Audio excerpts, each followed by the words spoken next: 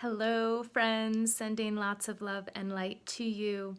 I wanted to make this video because right around when, shall we call it, the big virus, kind of circulated here in the United States, my very first instinct was to get rid of my Wi-Fi router.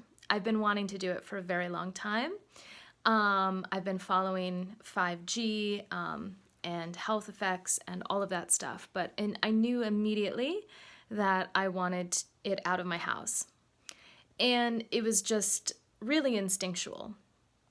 And I want to now kind of go into some things that I have researched and discovered and just share them with you. So, as I've gotten some feedback on some of my posts that, what I was saying was unsubstantiated. So I just want to really focus on EMFs, which electromagnetic frequencies, right? EMFs, and what they do to our bodies, which our bodies are amazing, and we are electromagnetic beings. So of course, when there's a frequency change, we are going to have some kind of response to it because we are electromagnetic as well. And just to kind of put like that in perspective, I was listening to Lena Pu's talk. Pu, Lena is her first name, Pu is her last name. She gave a talk to Silicon Valley last October, I believe, where she outlined 5G, and basically, it's military. It's a military radar equipment. And, we've heard of 2G, 3G, 4G.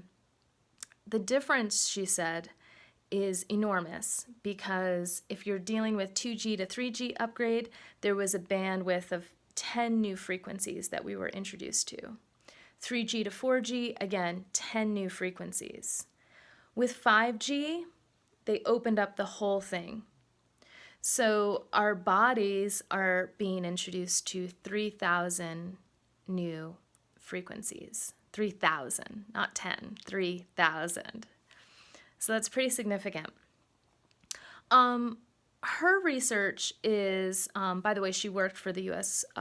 Army Corps of Engineers for a time. She's an environmental toxicologist, and her studies involve blood and EMFs. And she studied one particular teacher who was super healthy, ate all the right things, didn't even have a smartphone, didn't have Wi-Fi at home or any of that stuff. She'd come into school, teach the class, and she measured what her blood was doing after being exposed in the classroom to Wi-Fi. And what was observed was that the blood, healthy blood molecules, you should be able to see them under the microscope. They're separate. And biologists, feel free to chime in here and other related fields if you know more than me, which is most certainly the case.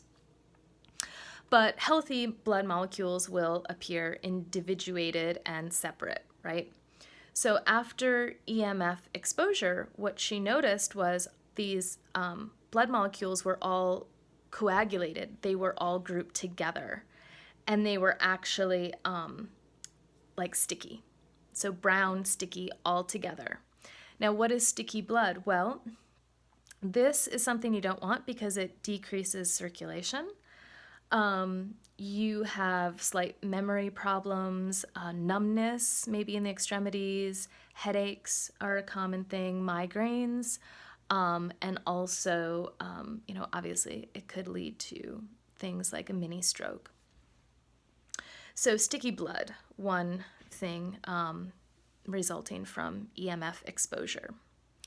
The other book that I recently read, it's by Joseph Mercola. It's called EMF'd. And in it, he really does a great job detailing all of the studies that have been done about EMF and the impact it has on our bodies. And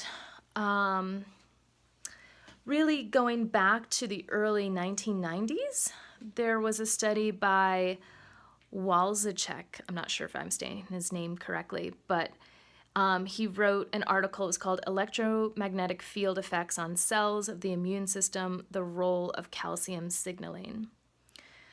And this was in 92. And then Martin Pall did further research. And basically, what was observed was when EMFs, when we're exposed to them, basically our cells have little channels that let in calcium when it's time to let in calcium. The cell doesn't want to overwhelm itself with too much calcium, so it's regulating this all the time. Now, when EMFs come into our body, which, by the way, 5G, of course, is the millimeter wave. So this means that the wave is small and affects every part of us. There's not one part that's not affected, right? Organs, cells, tiny waves, they can go through us. So basically what was observed was that when EMFs came into contact with a cell, there are these little channels, and all of a sudden this channel that lets in calcium would get activated and let in a huge amount of calcium inside the cell. Why is calcium inside the cell not a good thing? Well, it increases oxidative stress, increases free radicals, and it increases the production of nitric oxide and superoxide, which in and of themselves, not really problematic. However, they can bond together, and they form peroxynitrate. And please, you can feel free to correct me if I'm saying these terms wrong. It's been a while for me since I've been in a biology class. And I definitely didn't learn this in biology, although we should have. And basically this peroxynitrate, what that does is it damages cell membranes, mitochondria, stem cells, DNA. The other thing, of course, that's going on, EMFs are also affecting our bacteria. So it does harm to good bacteria. It increases the not good bacteria in our system. So, it will disrupt our intestinal barrier. So anyone with leaky gut or experience with leaky gut knows about that. What else? Ringing in the ears has been associated with EMF exposure. EMFs influence our brain function, and they can also actually damage our blood-brain barrier. So that means if there's a virus or toxin, right, we have this awesome blood-brain barrier that keeps our brain really safe from that. But if there's damage there, then that stuff can get in there. It will also, cancer is obviously up there too. Brain cancer, holding the cell phone next to your brain for a long period of time. Breast cancer, childhood leukemia, heart disease. The list goes on and on and on. I'm kind of looking at my notes here. But again, if you're interested to know how 5G affects your health, I would definitely recommend getting Mercola's EMF book. And in it, he also provides some how do we minimize EMF exposure. Now, before reading this book, I knew I had to get rid of my Wi-Fi router, just instinctually. And what I did was I went to my internet provider, which is Suddenlink, and I exchanged my router for, I kind of flip it around here. Okay, so I couldn't figure out how to flip it around, so I'm just filming it like this for now. So I, brought my Wi-Fi router back, in exchange for this. And this looks like kind of your old school, typical plug-in DSL style. So Ethernet cables, my old Ethernet cables came out of the closet and I started using them. So basically it's a really simple setup here. I have this one Ethernet cable plugged in here. So now I do not have Wi-Fi anymore in my home. I'm all hardwired. And this is connected to this lovely thing here. So let's say you have more than one thing you want to attach to this. So for example, at our house we have a TV that we wanted to get internet to. And I also have my laptop right there that I want to get my internet to. Eventually I'm going to hook up my cell phone to this as well. So I wanted to get something with many ports there that you see. So you could have a lot of devices hardwired so that you're not exposing yourself to constant Wi-Fi signaling. So there was that. And yeah, this was a purchase on Amazon. I basically kind of only did this to my computer for a time. And then eventually this that I ordered from Amazon, you can see that, what provided internet to our television.